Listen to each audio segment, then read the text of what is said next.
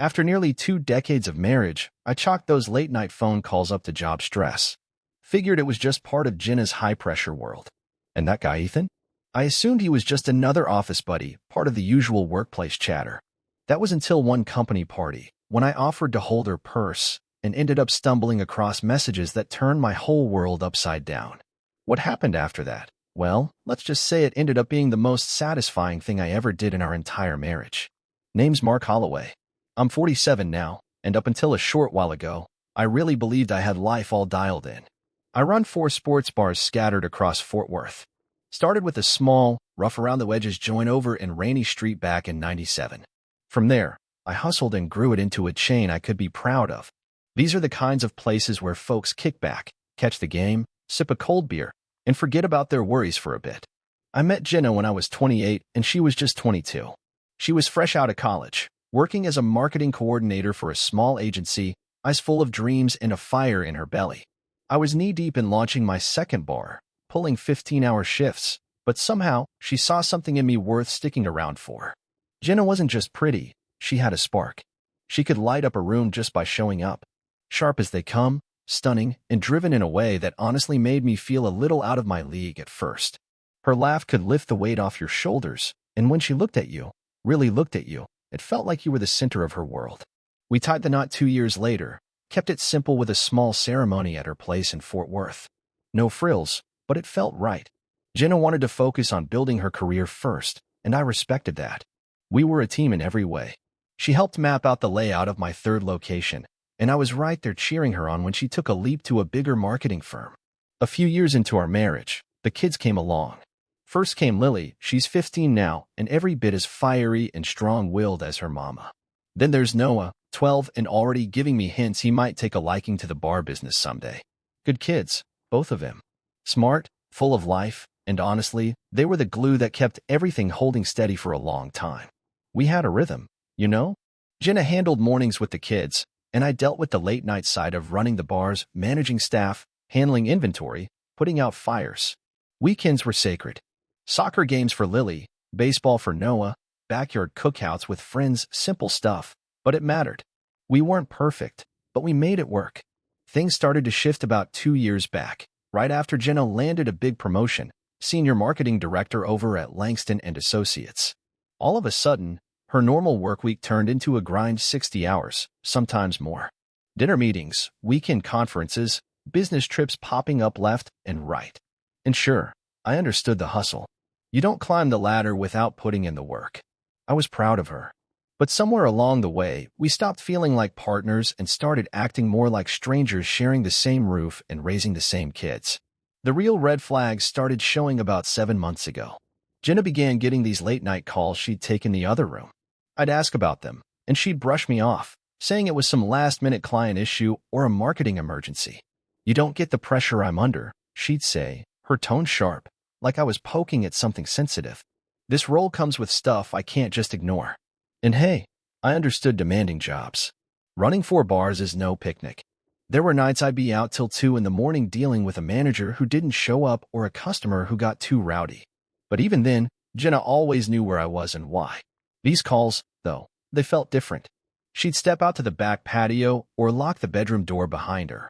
Her voice would go soft, like she was having a private conversation. When I asked her about it, she'd get defensive, snapping about how I needed to trust her and stop being paranoid. Then this name kept popping up more and more: Ethan. Ethan from Creative. Ethan who was, apparently, a genius when it came to digital campaigns.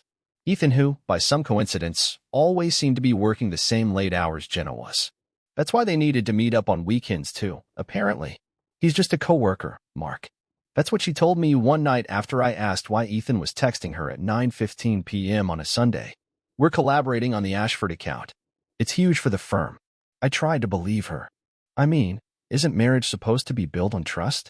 But my gut kept sending me warnings. Maybe it was the way she'd grin at her phone when she thought I wasn't watching. Or how she suddenly treated that phone like it was made of gold, never letting it out of her sight, not even for a second. Even the kids started picking up on it. One night at dinner, Lily asked why Mom seemed so different, always on edge, glued to her phone, getting irritated over little things she used to let slide. Noah, being a teenager, just shrugged and called her weird and moody. Your mom's just under a lot of pressure at work, I told them, trying to play the part of the understanding husband. Let's give her some space. But inside, I was starting to question everything. Was it really just stress, or was there something more? The breaking point hit last Wednesday night. I came home early from the Brookside bar, around 8:40, and expected to see Jenna helping Noah with his homework like usual. But the house was quiet.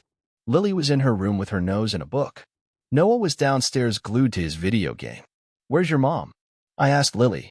She barely looked up. Said she had to run back to the office for some emergency meeting, she said. But that's when I noticed Jenna's laptop was still sitting there on the kitchen counter, plugged in and charging. What kind of emergency meeting doesn't need a laptop? That's when something inside me snapped. I decided I wasn't going to just sit around wondering anymore. The next morning, while she was in the shower, I did something I never imagined I'd do, not in 17 years of marriage.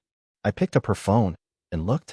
Her phone passcode hadn't changed in years. It was still Lily's birthday. My stomach dropped the second I unlocked it. What I saw next made my blood turn cold. There they were, messages from Ethan the night before. The same night she claimed she had some emergency at work. Already missing you, one of them read. Can't wait for the Fort Worth conference next week, he'd added. Jenna had replied, me too. Just wish we didn't have to be so careful. I felt my hands start to shake as I took screenshots with my own phone, barely believing what I was seeing.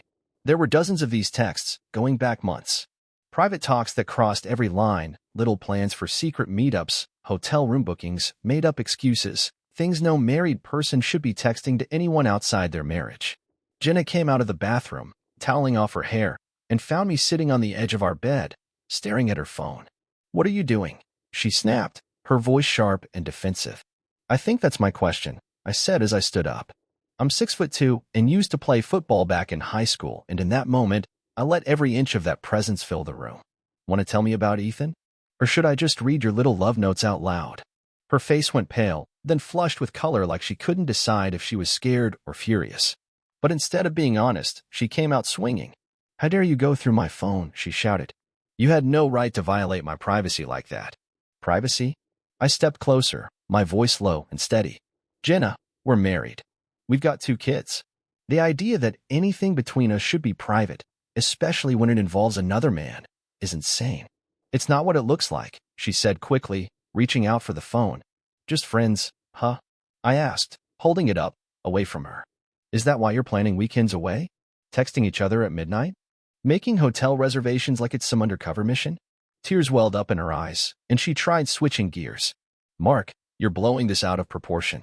Those conversations, they're harmless. You're reading way too much into it. Innocent, I repeated, letting out a laugh that had no humor in it. You want to tell me what's so innocent about lying to your husband and your kids about where you've been? That's when she finally broke down crying. And maybe 7 months ago, that would have cracked me. But I'd already seen too much. Read too many things she never meant for me to see. The woman I married? She wouldn't have done this. Not even close. I never meant for this to happen, she sobbed. It developed. Over time. Ethan listens. He gets the pressure I deal with every day. And I don't. I asked, setting her phone down on the dresser. My arms were cross-tied across my chest. 18 years, Jenna. 17 years I've had your back. I've supported your career, picked up the slack with the kids, handled things at home while you were off traveling for work. What more was I supposed to do? You don't understand, she said, wiping her eyes. You go into your bars and everyone looks up to you. You're the boss. The big man. I walk into an office where I have to fight to be taken seriously. So that's how you chose to handle it? Getting close with someone at work? I asked, trying to stay calm but firm. That's how you cope with stress, keeping secrets from your own family? She flinched, like the words had really hit her. We haven't. It's not like that. It's not physical, she said. We just talk. That's all. I didn't say anything. I just picked up her phone again, scrolled to one message, and held it up for her to see. Really? Because this one from last Wednesday says, last night meant a lot. I can't stop thinking about how close we were. Just talk, huh? She sat down on the edge of the bed like someone had knocked the wind out of her. Shoulders slumped. Head down. All the fight gone from her. What do you want me to say, Mark? She whispered. That I'm sorry? That it was a mistake? I want the truth, I said, steady but firm. All of it. How long has this been going on? What actually happened between you two? And I want to know if you think there's anything here still worth saving. Jenna looked up at me then. And for a split second, I saw a glimpse of the woman I'd fallen in love with so many years ago. But just as quickly, it was gone. Her face went cold. "I don't know," she said quietly. "I don't know if there's anything left to save. Maybe we just grew apart. Maybe this is just life." That was the moment it hit me. Whatever we had, it was already over. The woman in front of me? She wasn't my wife anymore. She was just a stranger wearing her face. I walked over to the closet, grabbed my old duffel bag, and started packing. "What are you doing?" she asked, her voice small. "Giving you what you want," I said, folding shirts. Room to figure out what life with Ethan really looks like. I stayed at my brother Sean's place for the next 4 days. Used the time to clear my head and figure out my next move. Sean runs a construction outfit and has been through his own messy divorce, so he didn't ask a lot of questions. Just handed me a beer and let me talk when I was ready. "You sure you want to go full scorched earth on this?" he asked one evening as we sat out on his back deck, watching the sun go down. "Maybe there's still something to work with." I looked him dead in the eye. "Would you take back a woman who's been lying straight to your face for months? Who's been sneaking around behind your back while you're home raising kids and keeping everything together?" Sean took a long sip from his beer, then gave a slow nod. "Point taken. What's your plan?" he asked. "First thing," I said, "I'm calling my lawyer. This is Texas. Fault-based divorce. And I've got all the proof I need. Second," I told Sean, "I'm going to make sure Jenna faces real consequences for what she's done." The next morning, I sat down with Kevin Tran, the same lawyer who helped me when I bought my 4th bar. He was more of a business attorney, but I trusted him. Figured he could steer me in the right direction. "You're going to need someone who handles high-asset divorces," Tran said, not sugarcoating it. "This could get messy fast. Your wife works at a major firm, and you've got multiple businesses. There's serious money on the table." He wasn't wrong. He handed me the contact info for Teresa Grant, a family law attorney known for being sharp, fair, and absolutely no nonsense. I met with Teresa that same afternoon. Showed her the screenshots from Jenna's phone. She didn't flinch, didn't gasp, nothing. But I could tell by the way her eyes moved that her brain was already spinning up a legal strategy. "This is solid evidence," she said, flipping through the messages. "But we need to play this smart. Has your wife contacted you since you left?" "Dozens of times," I said. "Mostly apologies mixed with blame. She's trying to spin it like this is somehow my fault." "Don't respond," Teresa said firmly. "Let her stew. Let her guess what you're planning. In the meantime, I want you documenting everything: financial records, your business assets, and anything that shows her spending money on this affair." Later that day, I went to my Brookside bar just to clear my head. Needed to be somewhere familiar. The place was steady, thanks to Diego, my manager. He'd been with me for 9 years and knew the business inside and out. But even he noticed something was off. "You all right, boss?" he asked as I sat at the bar after closing time. "Personal stuff," I said. "Not gonna affect the business, but I might need you to take on more in the coming weeks." Diego just nodded. He never pried. "Whatever you need, Mark. We've got your back." While I was out there trying to keep things together, Jenna? She was unraveling. Lily called me Thursday evening. Her voice shook when she spoke. "Dad, you need to come home. Mom's been crying for 2 days straight, and she's acting weird." My heart sank. "Weird how?" "She keeps pacing the house, talking to herself. She called in sick to work. She never does that. And she's been on the phone nonstop with someone. When I asked what was wrong, she just said you were being unfair, and that I wouldn't understand." That hit me hard. I hated that the kids were caught in the middle of all this. But I also knew Jenna was trying to use them to get to me, try and pull me back before I was ready. "Tell your mom I'll be by tomorrow evening," I said. "And Lily? None of this is your fault.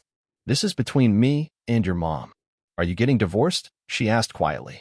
That one hurt more than I expected. Lily's 15, old enough to see what's going on, but still holding on to hope that maybe her parents can patch it all up. "I don't know yet, sweetheart," I told her. "But no matter what happens, you and Noah are the most important things in the world to me. That will never change." The next evening, I pulled into the driveway of the house Jenna and I had shared for over a decade. Before I could even get my key in the door, she opened it. She looked like she'd tried to pull herself together. Nice clothes, makeup, the whole thing, but her eyes were red, and she looked like she hadn't slept much. "Mark," she said, stepping toward me. "Thank God. We need to talk." I stepped back just a little, dodging the hug she was reaching for. "Where are the kids?" "Lily's at soccer practice." "Noah's at your mom's tonight," she said. I figured we needed some privacy. I walked past her into the living room and sat down in my usual chair. I didn't settle in, didn't get comfortable. Jenna sat across from me on the couch, leaning forward like she was trying to pitch me something. I know I messed up, she said. But what Ethan and I had, it wasn't real. It was just stress relief, that's all. A distraction. I stared at her. Stress relief. I repeated. You've been hiding the truth from me for months, keeping secrets from me and the kids, acting behind our backs, and now you call that stress relief? Tears started again. She always knew when to turn them on. I didn't mean for it to get this far, she said. I love you, Mark. I love our family. Ethan doesn't mean anything next to that. I watched her, trying to see if anything she said felt real. But it didn't. What I saw wasn't a woman who regretted what she'd done. I saw someone who got caught and was trying to negotiate the fallout. Then, 3 weeks later, she dropped something on me I should have seen coming. It was a Wednesday morning. I was in the kitchen, drinking my coffee, when she walked in dressed for work. But this time, she looked different. Not sad. Not apologetic. She looked determined. Like she'd made up her mind about something. Mark, there's something I need to tell you, she said, arms crossed, voice steady. Langston and Associates is throwing a celebration party this Saturday for landing the Ashford account. It's a big deal. I need you to come with me. I set my coffee mug down slowly and just looked at her. After all the begging, after all the apologies, after saying she'd ended things with Ethan, now she wanted me to show up at her office party like everything was fine? Something didn't sit right. I looked at her. You want me to come to a company party? I asked, raising an eyebrow. At the same company where your boyfriend works? Jenna's jaw clenched just slightly. Ethan won't be there, she said. He's been transferred to the Austin office. Promotion. Right. How convenient. This party is about celebrating our team's success, she added. I need my husband there to show everyone we're solid. I leaned back in my chair, arms crossed, mirroring her little power pose. Are we solid, Jenna? Last I checked, you were still trying to decide whether our marriage was even worth saving. Her voice shifted. That corporate, calculated tone she used when she was managing a client. I've made my decision. I want to fix this, Mark. But I need you to show up for me. Just one night. I could see it plain as day, her strategy. This wasn't about love or reconciliation. Jenna was trying to take back control of the story. She wanted to walk into that room on the arm of a loyal husband, the picture of a woman who'd weathered a rough patch but kept her life and her marriage intact. It was reputation management, not reconciliation. But what she didn't know, what she couldn't even imagine, was that I'd already met with Teresa Grant. The divorce papers were ready. All I needed was the right moment to serve them. So I nodded. All right, I said. I'll go to your party. I watched her body deflate with relief. Shoulders dropped, breath released. Thank you, Mark. This means everything to me. I'm sure it does, I said. My tone was flat, but she didn't catch it. Too focused on the show she was about to put on. Truth is, I had my own reasons for going. I wanted to see the place for myself. I wanted to meet the people she'd been lying to. I wanted to see how she handled herself with Ethan gone and her story crumbling around her.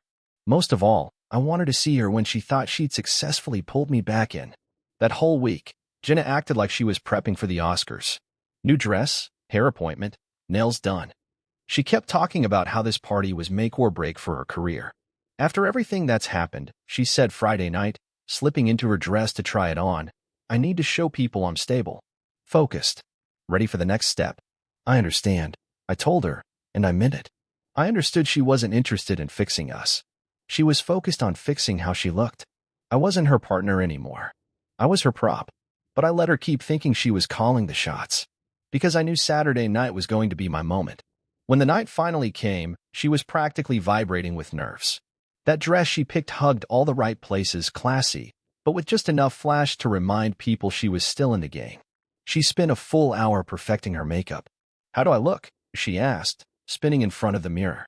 Like a woman trying real hard to impress someone, I said, straightening my tie. She just smiled, thinking I was complimenting her. Good, she said. I want everyone to remember why I deserve that regional director spot. The party was at the Langford Hotel downtown, one of the fancy event rooms. As we walked through the lobby, Jenna slid her arm through mine like we were still the couple on our wedding day. I played along, smiled when I needed to, nodded in the right spots. There's Mr. Langston, she whispered as we entered. And that's Rachel Tran, my competition for the promotion. Act charming. But not too charming, she added with a wink. I smiled. She had no idea. I shook hands, made small talk, let Jenna guide me around like a politician with her campaign husband.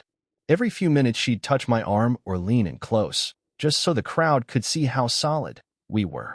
But I wasn't seeing what she wanted me to see. I was watching everything. How her coworkers looked at her.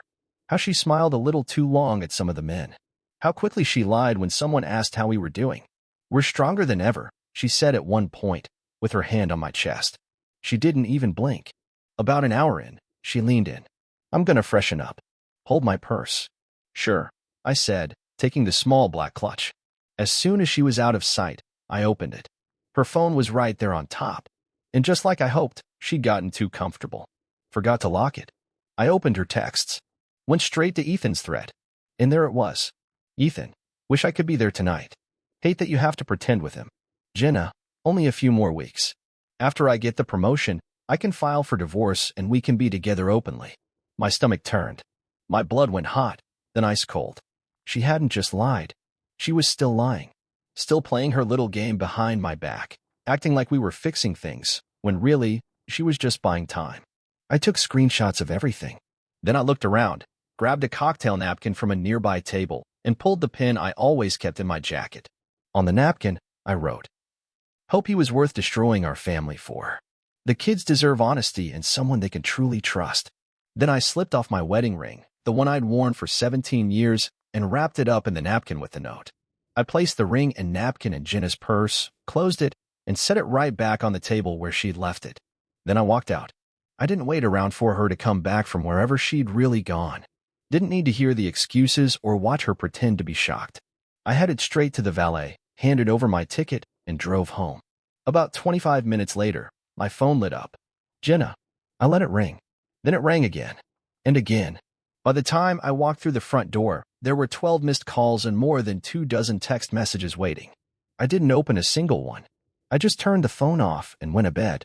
I knew she'd found the note, found the ring, and most likely did it in front of her coworkers, maybe even her boss, maybe that woman she was competing with for the promotion. Let her explain that. Let the truth unravel in front of the people she tried so hard to impress. But the next morning brought something I hadn't fully prepared for. Jenna came home around midnight. I heard her come in, but I'd locked the bedroom door, and she didn't knock. She slept on the couch, and I could hear her crying into the early hours, or at least trying to. When I came down at 8, she was still there, sitting at the kitchen table in the same black cocktail dress from the night before. Makeup smudged, hair a mess, eyes raw. "We need to talk," she said, not even looking at me. "No, we don't," I replied, pouring myself some coffee. My message last night was clear. "You don't understand what you've done," she said, her voice rough. Mr. Langston saw me find the ring. Rachel was standing right next to him. I took a sip and stared straight ahead. Not as humiliating as finding out my wife's been planning to leave me while pretending to save our marriage. She winced. "How long have you been texting Ethan about leaving me?" Her face crumbled. "It's not what you think. We were just talking through possibilities, trying to figure things out." "Bullshit." I set the mug down harder than I meant to. I read the texts. "Only a few more weeks and I can file for divorce."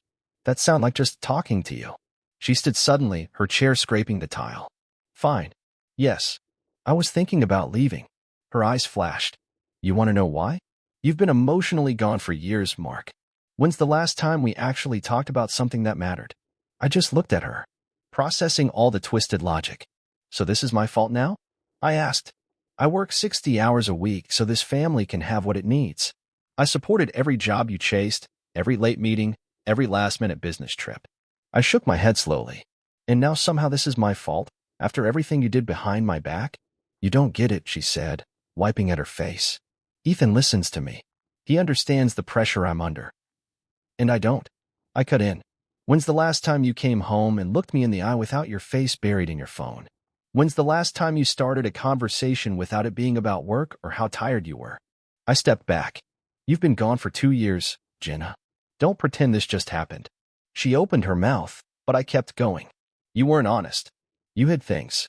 You used work time and resources for something personal and were planning to leave while pretending you wanted to make things right." I paused, then added, "Now you live with consequences." "What consequences?" she whispered, but her eyes said she already knew. "I'm filing for divorce," I said flatly. Teresa Grant has all the paperwork ready. You'll be served Tuesday. At work. Jenna collapsed back into her chair. Mark, please. Think about the kids. I am thinking about them, I said. They deserve honesty. They deserve better than watching their mother pretend to care while she's texting another man behind my back. We can get through this, she tried again, more desperate now. No. You were ready to leave. For Ethan. Well, congratulations. You got what you wanted. That afternoon, Lily and Noah saw their mother packing a suitcase. I'd already sat them down and explained things the best I could. No unnecessary details, just the truth. So, you're definitely getting divorced? Noah asked, eyes wide. Yes, I said. Your mother and I, we've grown apart. We can't fix what's broken. Is it because of that guy she works with? Lily asked. I heard her on the phone last week. Didn't sound like work. I sighed. What matters is, this isn't your fault. You didn't cause it. And your mom and I both still love you. That's not going to change. Where's she going to live? Noah asked quietly. She's staying with Deborah Finch for now. You'll see her whenever you want. Lily folded her arms. She looked older than 15 in that moment. Dad, I want to stay here. This is my home. Noah can decide for himself, but I'm not going anywhere. Noah looked over at her, then back at me. Me too.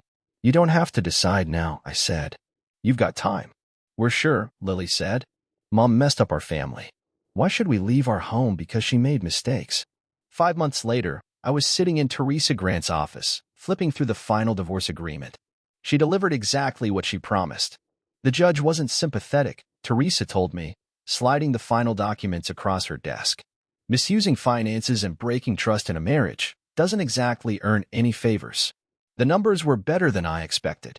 I got the house, primary custody of the kids, and despite Jenna earning less, she was ordered to pay child support. Actions have consequences, and this time, the court didn't overlook them. What she did didn't just end our marriage, it ended her career too. She lost the promotion. Rachel Tran got the regional director position. Jenna was bumped down to junior account manager at a different firm entirely. A serious downgrade. What about Ethan? I asked, more out of curiosity than anything else. Moved back to Fort Worth permanently, Teresa said. His wife took just about everything in the divorce. These days, he's having a hard time finding work. Turns out, getting too close to your boss doesn't always help your career. Jenna tried to patch things up twice during the proceedings, but it wasn't real. Both attempts came after she realized just how bad her finances had gotten. The second time, she hinted we could work something out with the settlement if I gave our marriage another try. I hung up the phone. The kids adjusted better than I ever could have hoped. Lily dove headfirst into junior year clubs, leadership, college prep. Noah joined baseball and spent most afternoons at practice or hanging out with friends. They settled into the new rhythm faster than I did. They still saw Jenna every other weekend and on Thursdays, but they always seemed more relaxed at home. She's different now, Lily said one evening while we loaded the dishwasher. She's always apologizing. Trying too hard. It's exhausting. Your mom's going through a hard time, I said, keeping my tone even. I wasn't going to badmouth her, no matter what had happened. She's figuring things out. Dad, Noah said, looking up from the table, do you think you'll ever get married again? The question caught me off guard. I'm not thinking about that right now, I said. Right now, it's just about you two. And the business. But if you met someone nice, Lily asked, would you consider it? Maybe someday, I said honestly. But she'd have to understand, you two come first. Always. Lily smiled. Good. We want you to be happy. You deserve someone who treats you right. Business, meanwhile, was better than ever. Without the constant stress at home, I could finally focus. I signed a lease on a 5th location up in Grapevine. My accountant said we were on track for record profits by year-end. But more than that, I had my peace back. No more walking on eggshells. No more wondering if I'd said the wrong thing or not said enough. The house felt lighter, calmer. Lily and Noah had friends over all the time. Weekend mornings were filled with music and pancakes instead of tension and silence.